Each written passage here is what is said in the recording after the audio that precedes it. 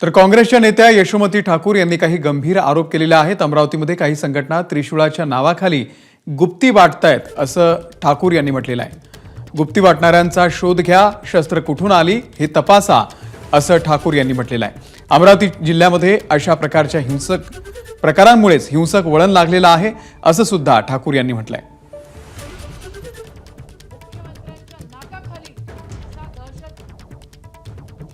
काही संघटना अशा प्रकारे त्रिशूलाचं वाटप करतायत।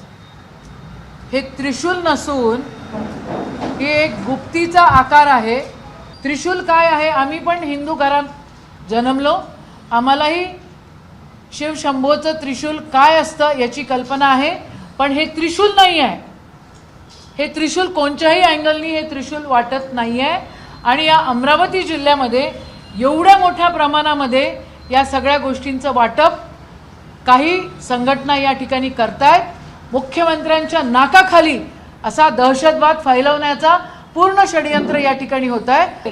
आणि उद्या जर हिंसक वळण आपल्या या देशामध्ये आपल्या महाराष्ट्रामध्ये आलं तर या सगळ्या गोष्टीचा जाब मुख्यमंत्र्यांना आणि होम मिनिस्टरला द्यावा लागेल।